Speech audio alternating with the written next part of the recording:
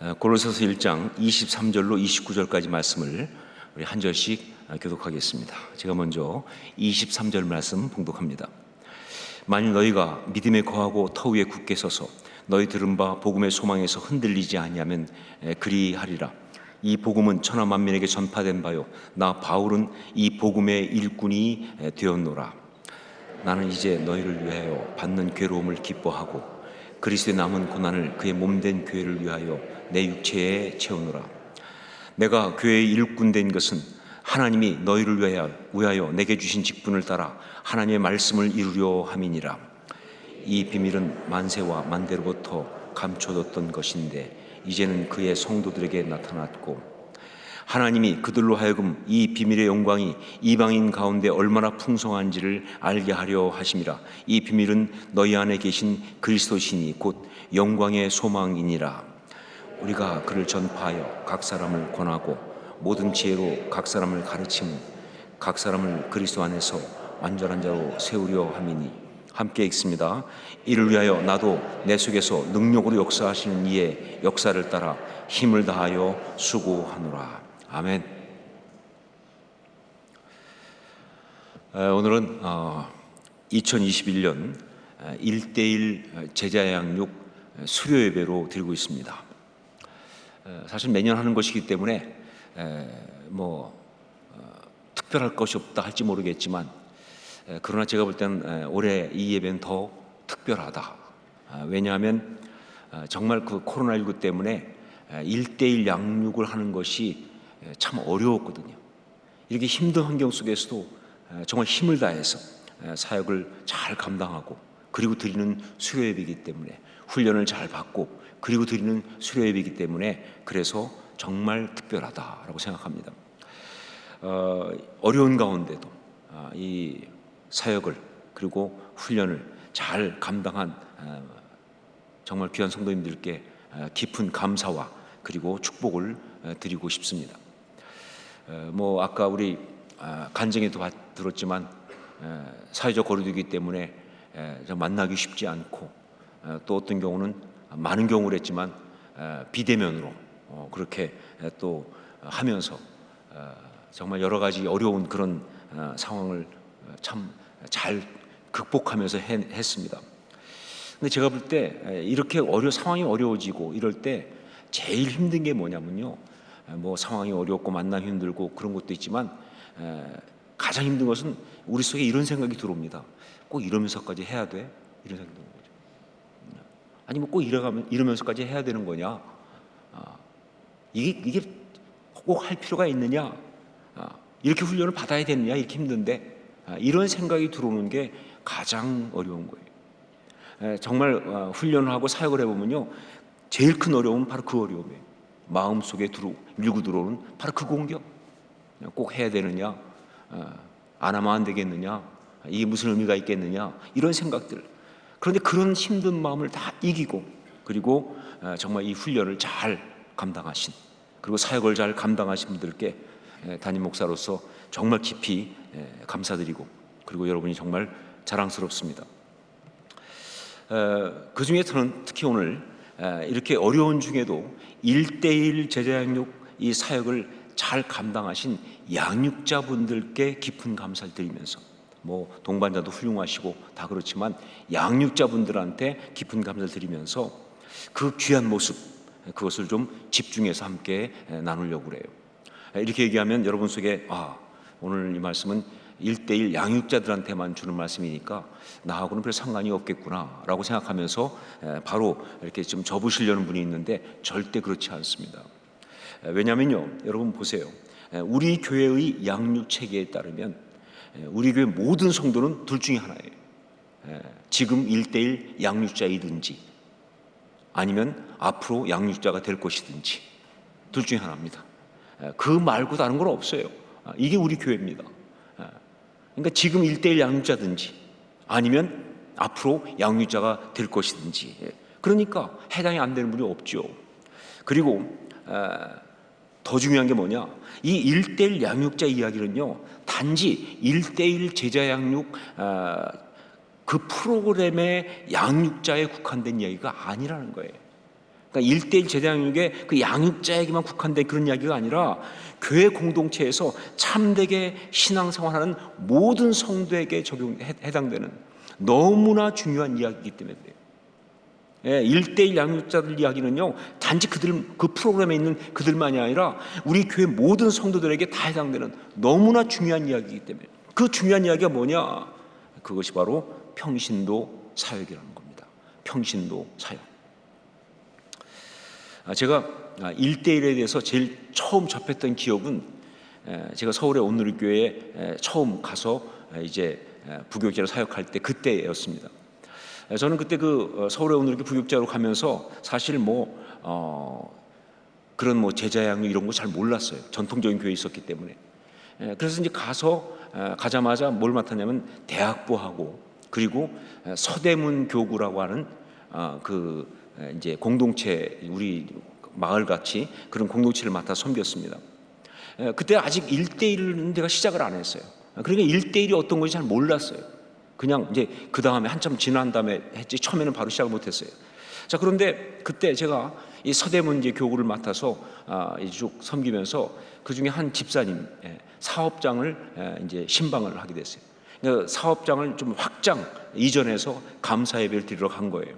갔더니 거기 이제 교구 공동체에 속한 다른 성도들이 많이 오셨더라고요. 다락방 같은 선원들도 오고. 그런데 같이 가서 예배를 드리려고 했는데 그 중에 다들 그래도 좀 알겠는데 한 분은 제가 모르는 분이에요. 그래서 무슨 얘기냐면 제가 맡은 그 서대문 공동체 거기에 속한 분이 아니라는 거죠. 잘 모르는 분인데 와 계시더라고요. 그런데 이제 예배를 시작해야 되기 때문에 물어볼 수도 없었고, 또 섣불리 물었다가 좀 어려울 수도 있을 것 같아서 그냥 넘어갔어요. 그래서 이제 예배를 드리는데 그 예배가 말씀드린 것처럼 이제 사업 확장 이전 예배니까 굉장히 참 은혜가 임했어요. 특별히 그 집사님 같은 경우는 처음에 사업을 시작해서 굉장히 어려움을 많이 겪거든요. 진짜 힘든 과정을 겪고 이기고 나와서 이 사업이 그래도 좀 잘 돼서 확장해서 이전까지 하니까 너무 은혜를 많이 받으시더라고요. 그 지난 날이 아마 다 지나가는지 말씀 들으면서 이렇게 눈물이 글썽글썽하기도 하고 정말 그렇게 감격하면서 그렇게 이제 예배를 드리시는 거예요. 그런데 그 집사님도 그렇게 은혜 받고 있는데, 그런데 거기에 그 집사님 못지않게 은혜를 받는 분이 한 분 계셨어요. 오히려 더 많이 은혜 받는 것 같더라고요. 근데 그분이 누구냐면 아까 제가 말했던 누군지 모르는 그분이에요. 누군지 모르는 그분이 더 나이가 좀 더 드신 분인데 그분이 그렇게 은혜를 받길래, 그래서 저분이 무슨 관계인데 형님인가 아니면 아버지 같지는 않고 하여간 생각을 많이 하면서 그래서 이제 그 예배가 끝나고 나서 이제 교제하는 시간에 됐는데 그때 소개하는데 그분이 누구냐면 여러분이 짐작하시는 것처럼 그 집사님의 1대1 양육자였어요. 그분이 그 집사님의 1대1 양육자. 그러니까 같은 공동체에서 매칭하지 않기 때문에 제가 모르는 거죠. 얘기를 들어보니까 그렇더라고요. 이 집사님 같은 경우는 모태신앙입니다. 그래서 어려서부터 교회에서 쭉 성장을 했지만 그런데 사회생활을 하면서 그러면서 신앙이 굉장히 많이 이렇게 떨어진 상태였어요. 그리고 사업하고 한다면서 더 좀 그런 상태. 그러다가 이제 아내와 함께 무슨 계기로 온누리교회로 교회를 이제 옮기게 된 거예요.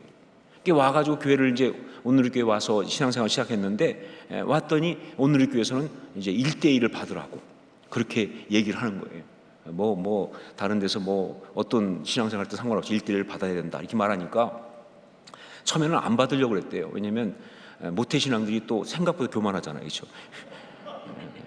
이 나이에 내가 훈련받으랴 이런 분위기가 많은데, 그러니까 받고 싶지 않고. 근데 그것보다 더 문제가 뭐냐면요, 자기가 그때 정신이 없었대요.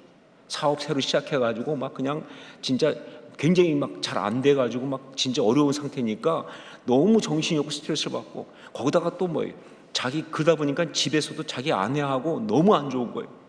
환경이 힘드니까 이 부부 관계도 힘들고 이러니까 신앙도 별로 없는 데다가, 그러니까 진짜 1대1 훈련받고 그렇게 사치스럽게 그렇게 할 분위기가 아니다 하는 생각이 들 정도로. 그래서 안 하려고 했는데, 그런데 웬일인지 그분의 말에 의하면 성령의 감동일 것이다.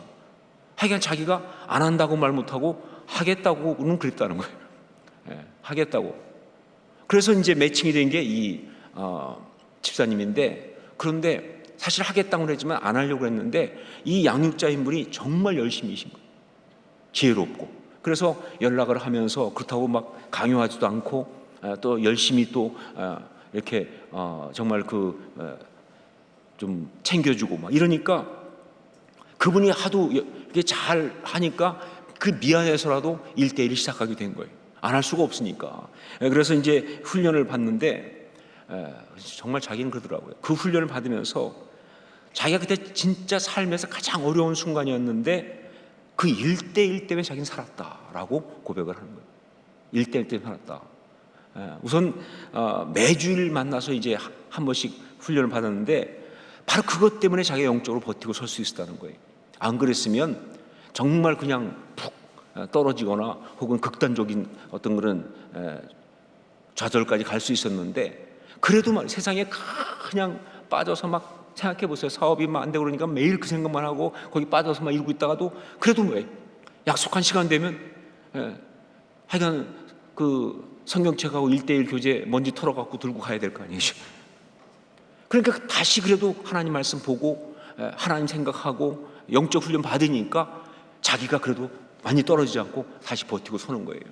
그러니까 정말 그래도 하여간 억지로라도 말씀 공부하니까 제대로 못 이루지만 하여간 암송해가 가니까 그러니까 그래도 자기가 버티고 설 수 있었다는 것이죠. 거기다가 그 1대1 양육자가 만나서 같이 1대1 할 때 공부만 가르치는 거 아니잖아요. 그렇죠? 삶을 나누는 거예요. 그러니까 그 삶을 나누니까 정말 그것이 얼마나 자기한테 크게 와닿는지.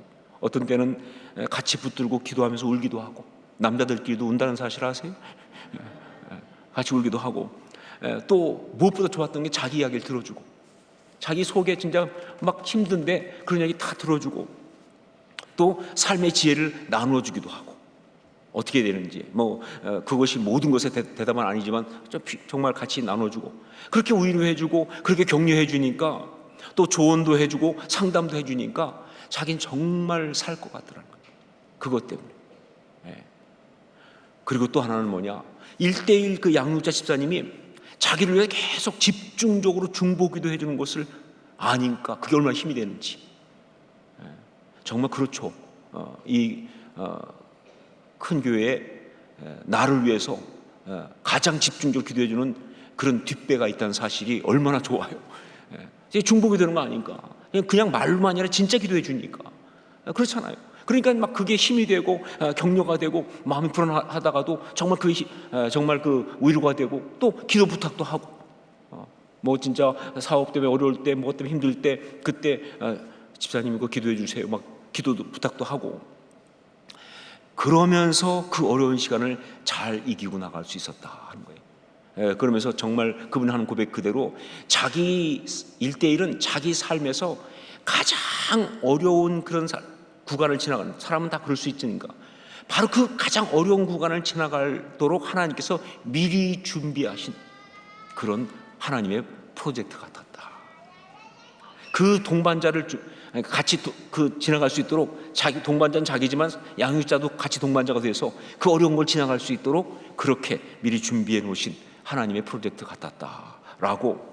그러면서 정말 자기한테 가장 큰 소득은 그걸 통해서 은혜 받은 것도 있지만 영적 아비와 같은 양육자를 만난 것이며, 그리고 믿음의 동역자를 만난 것이다. 그게 자기한테 가장 큰 축복이고 은혜다. 그래서 오늘 이런 자리에도 모셨다. 제가 그 간증을 들으면서 그냥 그때 솔직히 제가 들었던 생각은 뭐냐면 1대1 이거 뭐지? 이 생각이었어요. 왜냐면 사실 그때까지 잘 몰랐으니까. 교회 프로그램 저도 대충 다 아는데 이런 게 다 있어? 이렇게. 아니 1대1 이게 뭐지? 아니 이게 뭐길래 남자들 이렇게 로맨틱하게 만드나 말이죠. 이런 생각이 드는 거예요. 아주 강한 인상을 받았어요. 그 인상 때문에 제가 그 후에 1대1 사역에 열심을 냈던 것 같아요. 양육자반을 또 인도해야 되고, 또 제가 직접 1대1 하기도 하면서도 제가 열심히 냈던 것은 그때 받은 어떤 그 인상이 아주 깊었고 굉장히 또 특별했기 때문에 그랬던 것 같습니다. 자, 그 1:1 그 양육자 된 바로 그 집사님의 그 1:1 양육자 됐던 그분, 전 그분을 보면서 저는 거기서 뭘 보느냐, 바로 평신도 사역의 진수를 봅니다. 평신도 사역의 진수. 예, 평신도 사역이 여러 가지가 있지만 1:1 양육자, 바로 그분들을 보면서 저는 거기서 평신도 사역의 진수를 봅니다. 여러분, 목회하면서, 특히 제자양육의 목회를 하면서 제가 정말 늘 생각하는 거지만 가장 중요한 핵심은 바로 뭐냐? 평신도 사역이에요. 예, 이 교회가 그냥 교회가 아니라 제자 양육하는 교회라고 한다면, 이 교회가 진짜 교회가 되는 정말 중요한 포인트는 바로 뭐냐? 평신도 사역이에요. 어떻게 평신도 사역을 하느냐가 정말 중요합니다. 그리고 그런 이 교회의 성도들에게 진짜 성도로서 가장 아름다울 수 있는 최고의 중요한 포인트는 뭐냐? 평신도 사역이에요. 예, 그냥 열심히 기도해가지고, 그래서 은혜 많이 받아가지고, 그래가지고 물질 축복 많이 받았고, 그래서 뭐 건강 축복 많이 받았고, 막 그래서 뭐 이렇게 잘 됐습니다. 그것 가지고는 만족이 안 됩니다. 그건 진짜가 아니죠. 그래서 많이 막 그냥 내가 이렇게 많이 세상적으로 많이 좀 얻었습니다. 이것 가지고 진짜 아름답다, 행복하다 말 못하는 게 바로 제자양육하는 교회의 성도들이에요. 아니요, 진짜 행복한 성도는 어떤 성도냐? 예, 평신도 사역. 내가 뭘 많이 믿어서 신앙 얻어서 물질 축복, 무슨 어떤 건강 축복, 뭐 어떤 그런 세상적인 축복 받은 것, 그게 중요한 게 아니라 내가 정말 주님의 사람으로 이렇게 사역하고 섬길 수 있다는 사실, 여기까지 가야 진짜 교인이거든요. 바로 이 평신도 사역은 성도들이 정말 행복한 성도가 되는 중요한 포인트이기도 한 것이다. 여러분, 그렇습니다. 우리 교회가 정말 진짜 교회가 되려면 평신도 사역이 제대로 되어야 합니다. 우리 성도들이 정말 행복한 그런 신앙이 되려고 한다면 평신도 사역을 다 감당하고 있어야 한다, 그 말이에요. 이게 지금 우리한테 주어진 너무나 중요한 목표고요, 그리고 방향이에요. 이게 호산나교의 중요한 포인트입니다. 자, 그렇다면 이렇게 평신도 사역을 하되 그럼 어떻게 해야 하는가? 1:1 양육자와 같은 이 평신도 사역, 그 중에 그걸 보면서 정말 평신도 사역자가 가져야 될 너무나 중요한 두 가지 특징을 오늘 말씀을 통해서 나누면서 우리 모두가 다 그렇게 될 수 있기를, 그리고 우리 모두가 다 그렇게 되기를 결단하고 소망하는 그런 시간을 가지려고 합니다. 자, 평신도 사역 어떻게 해야 되느냐? 어떤 사람이 되어야 하는가? 어떤 특징이 있는가? 중요한 것, 첫 번째가 바로 뭐냐면 복음의 일꾼이에요. 복음의 일꾼. 평신도 사역이라면 그건 당연히 복음의 일꾼이어야 한다는 것이죠. 우리 23절 말씀을 함께 읽겠습니다. 23절 같이 읽습니다. 만일 너희가 믿음에 거하고 터 위에 굳게 서서 너희 들은 바 복음의 소망에서 흔들리지 아니하면 그리하리라. 이 복음은 천하 만민에게 전파된 바요, 나 바울은 이 복음의 일꾼이 되었노라. 사도 바울이 자기에 대해서 복음의 일꾼이라고 직접 말하는 것은 여기가 유일합니다. 골로새서 여기가 유일합니다. 예, 그는 여러 번 자기를 그런 일꾼이라고 표현했지만 아주 직접적으로 이렇게 복음의 일꾼이라고 표현하는 건 여기가 유일해요. 근데 이 표현이 기가 막힌 표현이에요. 특히 평신도 사역을 하는 사람들한테는요, 이건 너무나 중요한, 예, 평신도 사역하는 사람들은요 다 뭐예요? 복음의 일꾼 돼야 돼요. 아니, 모든 성도들은 다 복음의 일꾼 돼야 합니다. 여러분, 우리가 사역한다고 하면서 말이죠, 복음의 일꾼 아닌 다른 것의 일꾼 되면 그 문제가 되는 거예요. 혹시 돈의 일꾼이 되면, 뭐 여러분 평신도 사역은 그럴 일 없다고 하지만 또 그럴 수도 있겠죠. 그러면 진짜 이거 망가지는 거예요. 특히 저같이 이렇게 목회자들은 뭐 진짜 무서운 이야기죠. 돈의 일꾼 되면 우리는 사꾼이죠. 평신도 사역 때는 마찬가지예요. 돈의 일꾼 되면 그건 말이 안 되는 거예요. 아주 많은 평신도의 경우는 어느 함정에 빠지느냐? 명예의 일꾼에 빠져요. 남들이 알아주니까, 남들이 그래도 이렇게 받쳐주니까, 인기의 일꾼. 그것도 아니죠. 그러면 정말 시험 들죠. 그건 잘못된 거죠, 그렇죠? 혹은 뭐예요? 자존심의 일꾼. 자기 자존심을 가지고 그러면 정말 그 쉽지 않아요. 정말 상처 많이 받고 힘들고 그래요. 아니, 다 잘못된 겁니다. 오직 하나 뭐예요? 복음의 일꾼이 해야 됩니다. 복음의 일꾼이 되는 것이 이 평신도 사역의 핵심 중에 핵심이에요. 1:1 양육자도 마찬가지죠. 복음의 일꾼. 자, 그렇다고 한다면 이 복음의 일꾼은 그러면 어떤 사람인가? 어떤 모습인가? 첫 번째로 복음만이 소망이고 대답이라고 믿는 사람이에요. 어떤 사람이 복음의 일꾼이냐? 복음만이 소망이고 복음만이 대답이라고 그렇게 믿는 사람.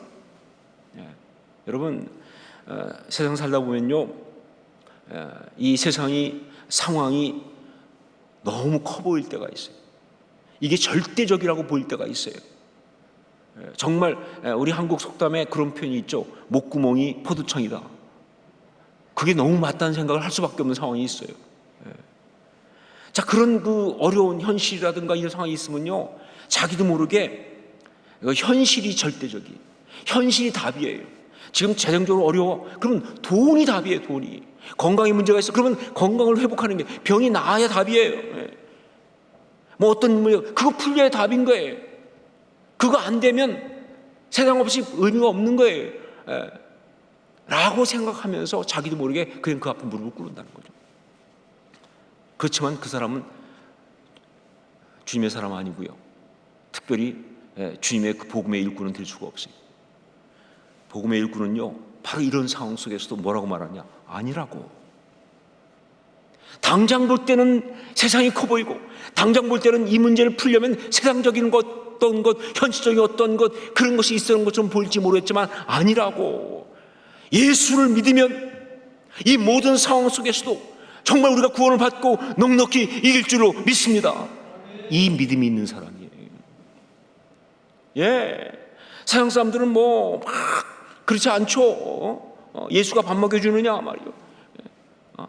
구원받아도 되겠느냐? 구원받고 10원도 안 되는데 막 이런 소리를 하잖아요. 그렇죠? 그게 농담같이 말하지만 굉장히 강력한 세상의 논리예요. 그런데 우리는 그 앞에서 아니라고. 당장은 아파도, 당장은 힘들어도 예수 그리스도 이 복음으로 우리는 오히려 이 모든 것을 넉넉히 이기고 이 땅 가운데 정말 행복한 사람, 승리하는 사람이 될 것을 나는 믿습니다. 이 소망, 이 대답을 갖고 있는 사람이 바로 복음의 일꾼이에요. 복음의 일꾼은 그게 확실해야 합니다.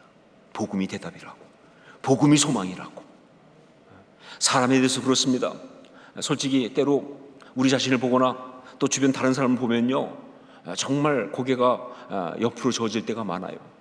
사람은 절대 변할 수가 없다. 사람은 정말 안 변한다. 그 생각이 들어오면서 정말 사람에 대해서 절망하면서 사람을 바꿀 수는 없는 것 같다 라고 생각이 들 때가 있는데, 그러나 복음의 일꾼은 절대 그걸 받아들이지 않습니다. 어떤 사람도 아무리 그가 정말 완고하고, 아무리 그가 정말 상처가 많고, 아무리 그가 정말 치명적인 어떤 문제가 있다 할지라도 복음으로 다 변하고 복음 안에서 다 회복될 줄로 믿습니다. 이 믿음이 있는 사람이 복음의 일꾼이에요. 복음으로 변하지 않을 사람은 없어요. 복음으로 회복되지 못할 상황은 없는 거예요. 이것이 바로 복음의 일꾼이에요.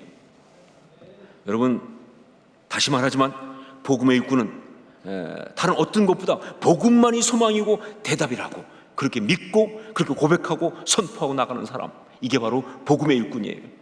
이것이 없으면 절대로 복음의 일꾼이 될 수가 없다. 자, 그리고 두 번째, 또 하나, 복음의 일꾼은 어떤 사람이냐?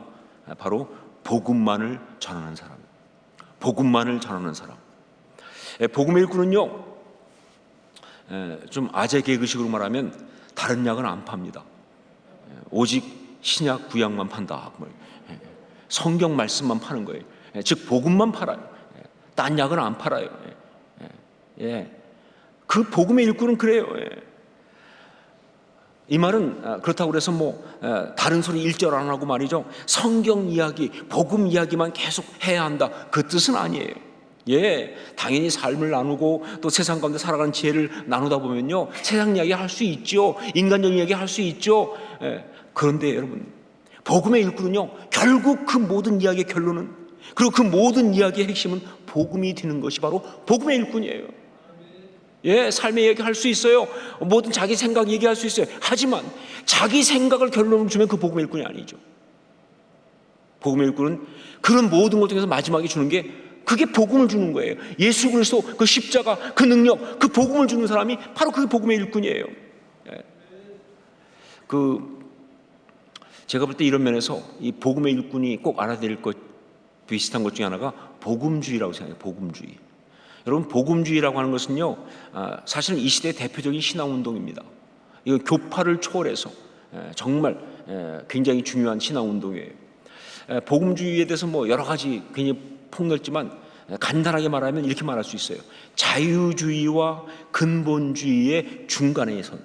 그러니까 자유주의와 근본주의 이 두 가지의 중간에 있는 균형 있는 성경적 그런 시각.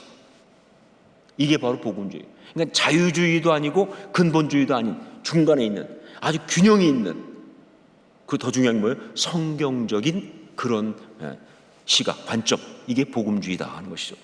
자, 이 복음주의가 근본주의와 다른 건 뭐냐? 결정적으로 다른 거 여러 가지 있지만 결정적으로 다른 게 뭐냐면요, 세상의 문화나 인간의 지성이나 과학 등등에 대해서 열려 있어요. 근본주의는 아니에요. 성경 말고 세상의 어떤 과학이라든가 지식이라든가 뭐 어떤 뭐 의학이라든가 뭐 이런 것들은 다 거부해. 그건 안 되는 거예요. 문화 다 안 돼. 타락한 것들이. 그런데 복음주의는 아니요. 세상의 문화도 받아들입니다. 인간의 지성이라든가 과학이라든가 의술 다 받아들여요. 열려 있어요. 그게 바로 복음주의예요. 자, 그런데 이게 자유주의가 아닌 것은요, 다 열려 있으면 자유주의가 돼야 되는데 자유주의가 아닌 것은요, 그 문화는 다 열려 있지만 그러나 복음에 관한 하는 어떤 타협도 없고 그 복음의 절대적인 가치와 궁극적인 대답으로서의 그 중요성은 절대 포기하지 않는 그런 거예요. 저는 복음주의의 그 신앙에 들어가면서 정말 좋았던 게 그거예요. 문화 다 받아들인다. 교회 뭐 와서 뭐 문화적인 어떤 건 뭐 드럼도 와도 괜찮고 뭐 신디사이저 괜찮고, 사실은 저 드럼이 여기까지 올 때까지 정말 큰 싸움이 있던 거 아시죠? 그렇죠? 예. 저게 술집에 있어야지 여기 와 있지 뭐 이래가지고 근데 뭐 괜찮다는 거. 어차피 그건 문화니까. 그러나 성경 말씀은 그대로 믿는다. 복음은 그대로 조금 더 가감하지 않고 믿는다. 이게 복음주의예요. 정말 그게 강하죠. 그런 어떤 그런 면에서 바로 자유주의하고 달라요. 여러분, 복음의 일꾼이 바로 그런 사람입니다. 복음의 일꾼은요, 복음만을 전하는 사람이에요. 모든 걸 포용하고 받아들일 수 있지만 결론은 복음인 그런 사람이에요. 전파하는 것은 오직 예수 그리스도 그 십자가만을 전파하는 그것이 바로 복음의 일꾼이다 하는 것이죠. 복음의 일꾼, 이게 중요합니다. 평신도사역은 복음의 일꾼이어야 한다 하는 것이죠. 자, 그리고 또 하나, 평신도사역 그 중요한 모습, 그 뭐냐? 바로 교회의 일꾼입니다. 교회의 일꾼. 우리 25절 말씀을 함께 읽겠습니다. 25절 같이 읽습니다. 내가 교회 일꾼 된 것은 하나님이 너희를 위하여 내게 주신 직분을 따라 하나님의 말씀을 이루려 함이니라. 평신도 사역의 궁극적 목적은요, 다른 게 아니에요. 바로 주님의 몸된 교회를 세우는 것입니다. 다른 거 하는 거 아니에요. 주님의 몸된 교회를 세우는 거예요. 그렇기 때문에 평신도 사역은 다른 말로 말하면 교회의 일꾼이 되는 것, 그것이라고, 교회의 일꾼이다라고 말할 수가 있습니다. 여러분, 제가 수도 없이 많이 말씀드렸지만 교회는요, 믿는 사람들의 편의를 위해서 모인 모임이 아니에요. 우리가 신앙생활 잘하기 위해서 그래서 같이 모여가 가까운 데서 그냥 모여가지고 그냥 이렇게 신앙생활 잘할 수 있도록 그냥 편의를 위해서 모이자, 그거 아니에요. 교회는 이 자체가 주님의 꿈입니다. 교회는 이 자체가 주님의 꿈이 이루어지는 복음의 열매예요. 그렇기 때문에 정말 좋은 교회, 바른 교회를 이룬다고 하는 것은 무슨 뜻이냐?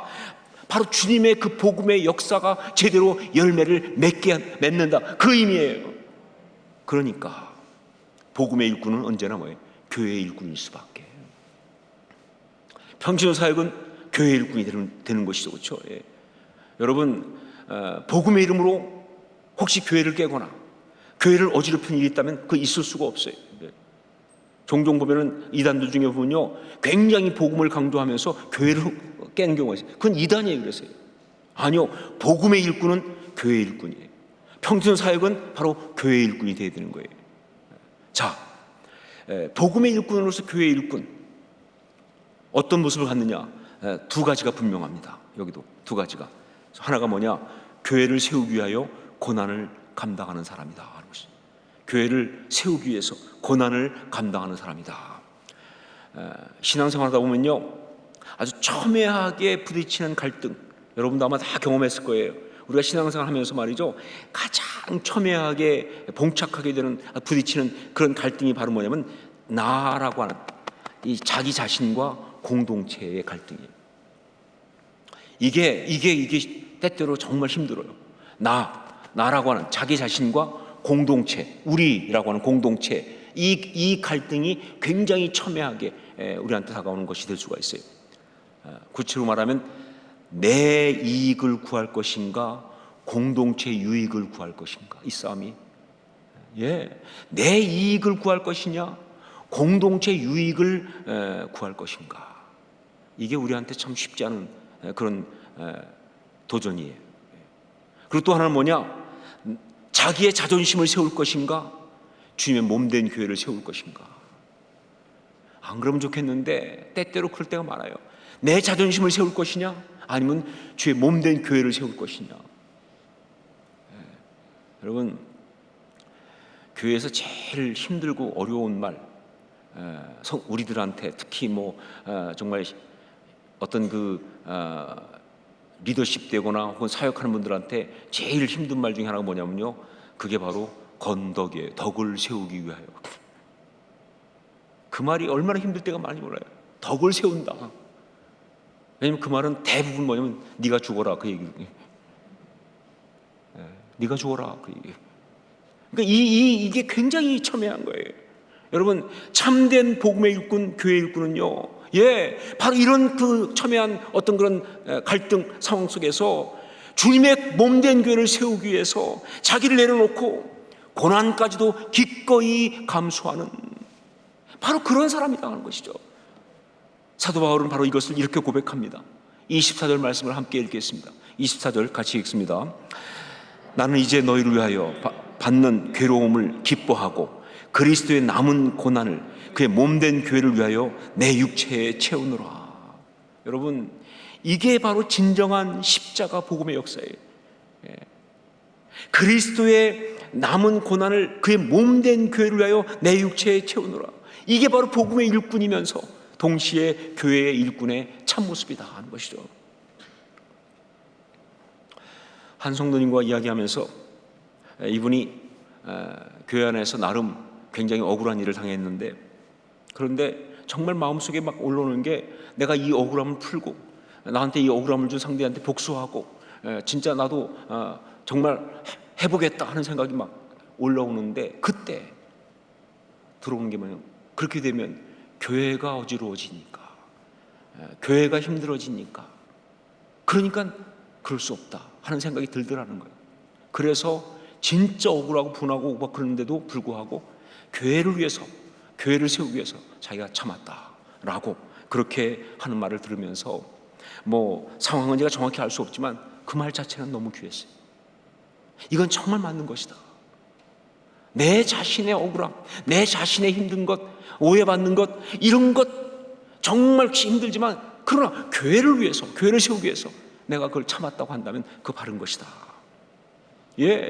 다시 말씀드리지만 진정한 교회 일꾼은요, 그리스도의 남은 고난을 그의 몸된 교회를 위하여 자신에게 채우는 사람이다.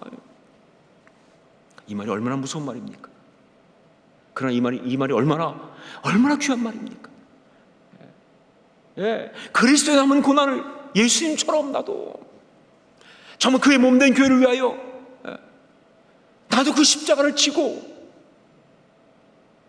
내가 죽겠습니다. 내가 견디겠습니다. 내가 희생하겠습니다. 내가 참겠습니다. 그런 사람에 대해서 말이죠, 예, 세상은 혹시 몰라줄지 몰라요. 끝까지 모를 수도 있어요. 그러나 여러분, 우리 주님은 반드시 아시고 그 모든 것을 귀하다고 그렇게 고맙다고 그렇게 여기시면서 우리 눈에서 눈물을 닦아주시면서 그렇게 정말 우리를 안아주실 줄로 믿습니다. 그게 우리 신앙이죠.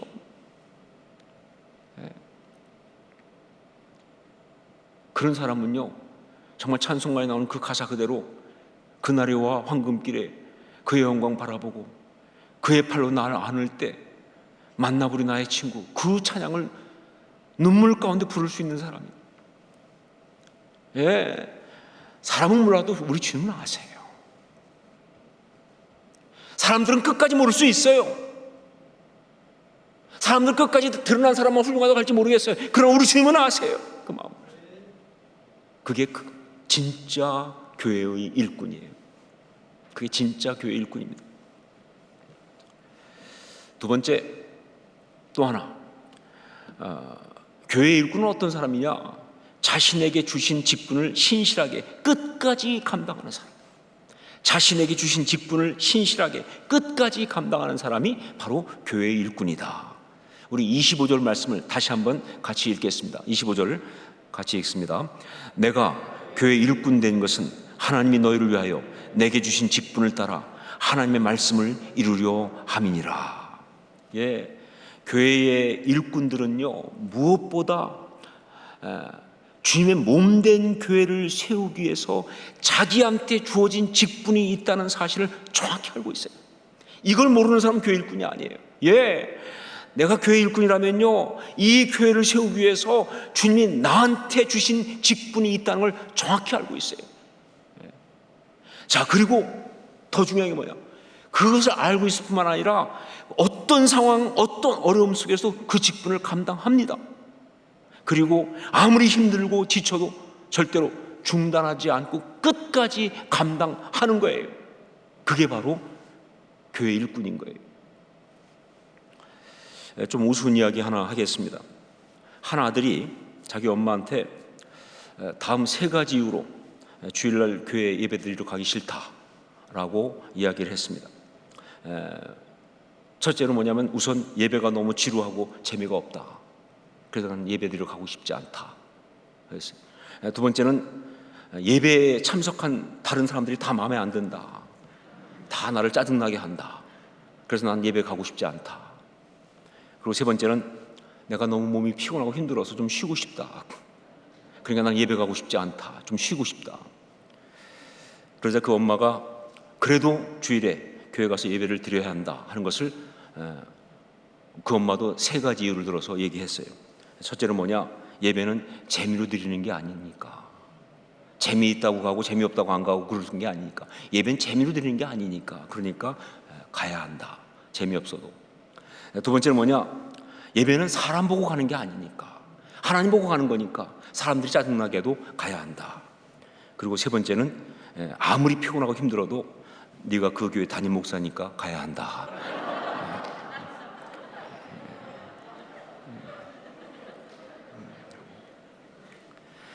뭐 웃기려고 만든 이야기죠, 그렇죠? 근데 이 이야기가 제 마음속에 사라지지 않는 것은 뭐냐면요, 이 세 번째 부분이에요. 아무리 힘들고 피곤해도 네가 그 교회 담임 목사니까 가야 한다. 잊을 수가 없어요. 의외로 이것이 저한테 큰 도전입니다. 여러분, 교회 일꾼은요, 주님 몸된 교회를 위해서 자기한테 주어진 직분이 있다는 걸 알아요. 그리고 그 직분을 감당함에 있어서 하나님의 말씀이 이루어질 때까지 쉬지 않습니다. 쉴 수가 없어요. 그게 바로 교회 일꾼이에요. 참 이런 이야기 하기가 좀 어렵지만 1:1 양육자도 그렇고 또 우리 교회 다락방의 순장들도 그렇고 지금 제일 문제가 뭐냐면요, 자꾸 쉬겠다는 사람들이 많다는 거예요. 안 하겠다고는 안 그래, 또 그냥 쉬겠다고 그래요. 잠깐. 물론 뭐 그렇게 할 수밖에 없는 사정이 있는 거 알아요. 또 충분히 그러니까 그렇게 말씀하시겠죠. 하지만 한 가지 분명합니다. 교회의 일꾼은요, 그 직분을 감당함에 있어서 결코 쉬거나 멈추지 않는다 하는 거예요. 주님의 그 받은 사명을 다 완수할 때까지. 이건 분명합니다. 복음의 일꾼, 교회의 일꾼. 우리 모두에게 너무나 중요한 모습이에요. 1:1 제자양육의 양육자든지 다락방의 순장이든지 교회의 직분자든지 무엇이든지, 그들만이 아니라 우리 모든 성도들에게 너무나 중요한 모습이에요. 우리는요 복음의 일꾼이고 동시에 교회의 일꾼입니다. 정말 진정으로 복음의 일꾼, 교회의 일꾼이 다 되시기를. 그래서 정말 주의 아름다운 그런 귀한 사명 감당하면서 진짜 행복한 신앙의 삶이 될 수 있기를 주의 이름으로 축원합니다. 특별히 1:1로 수고하신 분들께 다시 한번 축복하고 또 계속 그 수고를 감당하시기를 주의 이름으로 부탁드립니다. 이 시간에 이제 우리 말씀 붙들고 한번 기도했으면 좋겠습니다.